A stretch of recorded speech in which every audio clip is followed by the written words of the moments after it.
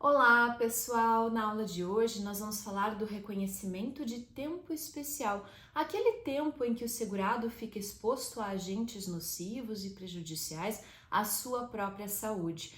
Como vocês sabem, a própria Constituição define que aquele trabalhador sujeito a agentes nocivos, ele vai então ter uma vantagem no momento de se aposentar. Como assim, professora?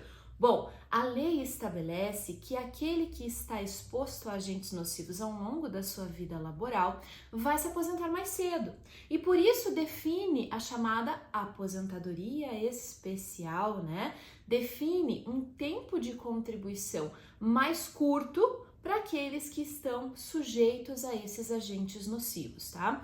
A aposentadoria especial antes da reforma da Previdência exigia apenas tempo de contribuição exposto a esses agentes, de 25 anos para homens ou mulheres, para a maioria dos agentes nocivos, tá? 20 anos de exposição para alguns agentes e 15 anos de exposição em algumas outras atividades mais difíceis, de aparecer, tá?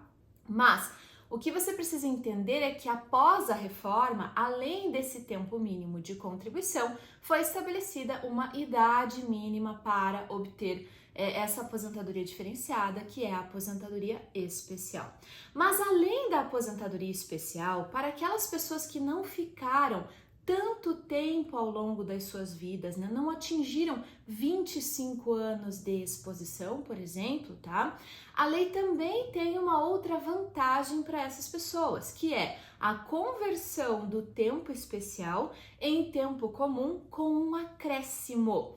Ou seja, de modo muito simples para você entender. Se a pessoa trabalhou 10 anos exposta ao agente nocivo ruído, por exemplo, esses 10 anos vão ser computados como 14 anos para homens e 12 anos para mulheres. Ou seja, eles têm um acréscimo em razão da nocividade desse trabalho exercido nesses 10 anos. Então, essa vantagem faz com que as pessoas consigam se aposentar mais cedo pelas regras das aposentadorias normais. Muito bem? Tranquilo? Bom, a maioria dos advogados entende que o reconhecimento do tempo especial, ele serve apenas para isso, apenas para abreviar uma aposentadoria.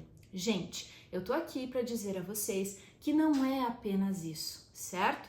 Aumentar o tempo de contribuição do segurado faz com que o valor do benefício também aumente. Significa dizer que reconhecer tempo especial com a conversão de períodos de tempo especial em tempo comum faz com que a renda seja maior. Em muitos casos, o advogado deixa de reconhecer tempo especial, de pedir reconhecimento de tempo especial, porque o cliente já fechou o tempo mínimo de contribuição para se aposentar. Mas ele não entende que quanto mais tempo ele tiver, maior vai ser o cálculo da renda mensal inicial do benefício. Por quê, gente? Antes da reforma, a gente tinha incidência do fator previdenciário nas aposentadorias, certo? Esse fator previdenciário é uma fórmula que leva em consideração o tempo de contribuição.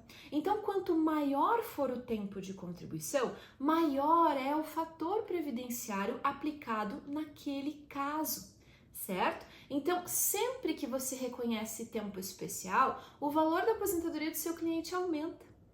Significa dizer que não importa que ele já tenha fechado o tempo mínimo de contribuição, aumentar o tempo de contribuição mediante a conversão de períodos de tempo especial em tempo comum sempre vai ser vantajoso para o seu cliente. E aqui fica a primeira dica da nossa aula de hoje: revisar benefícios já concedidos, Ou seja, a pessoa já atingiu a regra para se aposentar, já está aposentada, seu cliente já está aposentado. Porém, o valor da renda dele pode aumentar se você revisar o seu benefício para incluir pedido, de reconhecimento de tempo especial e conversão desses períodos em tempo comum com acréscimo para aumentar esse tempo de contribuição e assim aumentar a renda mensal inicial do benefício. Muito importante você ter muito claro isso na sua mente quando você estiver trabalhando no seu escritório, para sempre estabelecer uma estratégia de trabalho para obter, né, conseguir as aposentadorias dos seus clientes, tá bem? Bom, estabelecido isso, né, eu quero tratar de um tema muito importante hoje com vocês, que é a prova do tempo especial das pessoas que estão sujeitas a fumos metálicos, né? Fumos metálicos são aqueles fumos provenientes da solda, né? Então, assim, muito inerente à atividade de soldadores, né?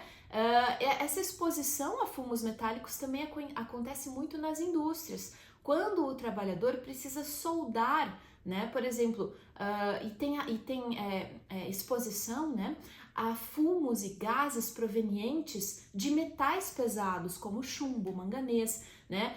Que realmente ali estão no ambiente de trabalho e são potencialmente nocivos a essas pessoas. O que acontece, meus caros, de importante que você precisa saber sobre a exposição a fumos metálicos? Olha só, quando a pessoa traz um PPP para você avaliar, traz um laudo técnico da empresa para você avaliar, esse laudo vai dizer que havia exposição a fumos provenientes de solda elétrica, né?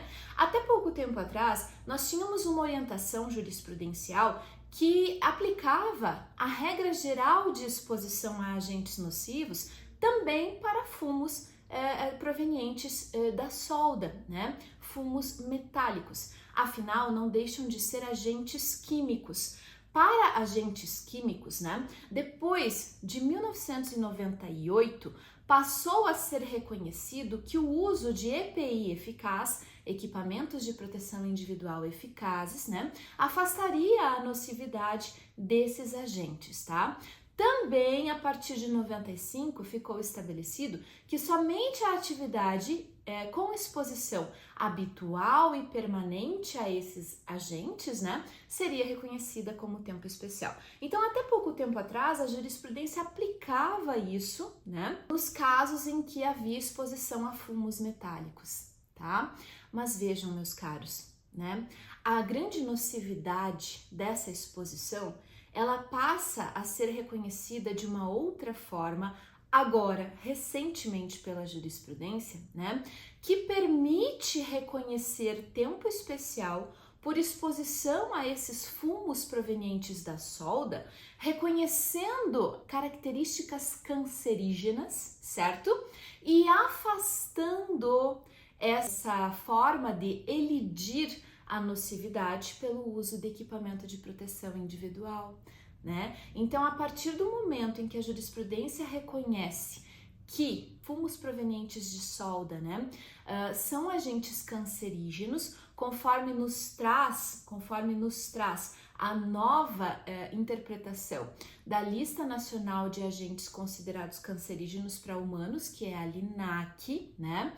Veja, a LINAC estabelece vários grupos de agentes químicos, né? De agentes nocivos e classifica eles em agentes cancerígenos para humanos, possivelmente cancerígenos e provavelmente cancerígenos.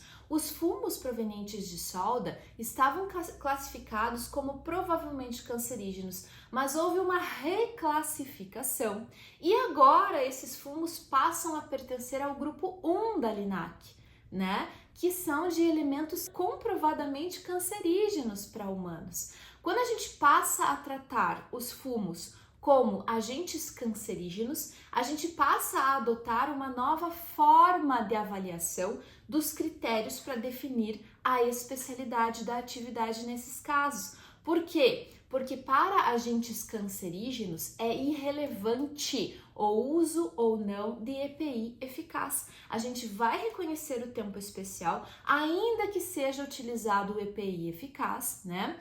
E nós temos jurisprudência já no TRF da 4ª Região, a gente tem um IRDR, um incidente de resolução de demandas repetitivas, que trata dessa questão para justamente dizer que a alteração do decreto 10.410, que vem dizer que mesmo para agentes cancerígenos, o uso de EPI, se for comprovado, vai afastar o reconhecimento da especialidade, né? Então, nessa jurisprudência do TRF da 4ª, nesse IRDR, a gente fala que o decreto extrapolou o seu poder regulamentar. Ele não poderia ter dito isso, né? Então, mesmo que o decreto diga isso, nós consideramos ainda que o uso de EPI eficaz é irrelevante para agentes cancerígenos. Dessa forma, além, né, desse ponto importante, nós precisamos também entender que a avaliação dessa exposição é uma avaliação qualitativa, ou seja, independentemente da medição, né, do nível de gases e de fumos e de agentes químicos no ambiente, que seria uma análise quantitativa, independentemente disso, ou seja, pela análise apenas qualitativa, pela mera presença no ambiente, é possível reconhecer o tempo especial. E para finalizar, né, o conceito de habitualidade e permanência, nesses casos, ele não significa que a pessoa precisa estar permanentemente soldando, exposta a esses fumos o tempo inteiro. Não tem essa necessidade. Basta que essa exposição aos fumos de solda seja íncita à própria atividade desenvolvida pela pessoa. Então, nós temos sim entendimentos absolutamente favoráveis para reconhecer a atividade especial da pessoa que trabalha exposta a fumos de solda, ainda que tenha especificação no PPP e no laudo do uso de EPI eficaz, porque ele é irrelevante para agentes considerados cancerígenos. Olha a importância de você ter esse conhecimento nesse momento. Eu tenho visto diversas decisões, principalmente no âmbito do primeiro grau, que estão afastando a especialidade das atividades por exposição a fumos de solda, a fumos metálicos, em virtude do PPP trazer a informação de que havia uso de EPI eficaz. Então, você pode reverter essa decisão desfavorável apenas com esses argumentos que eu trouxe na aula de hoje, que são absolutamente relevantes e tratam justamente dessa nova normatização que inclui os fumos metálicos, fumos de solda, como agentes cancerígenos para humanos, e isso faz com que o uso de EPI eficaz seja irrelevante. Isso faz com que não seja necessária a prova da habitualidade e permanência da exposição, mas a mera comprovação de que tal exposição era íncita às próprias atividades daquela pessoa, né?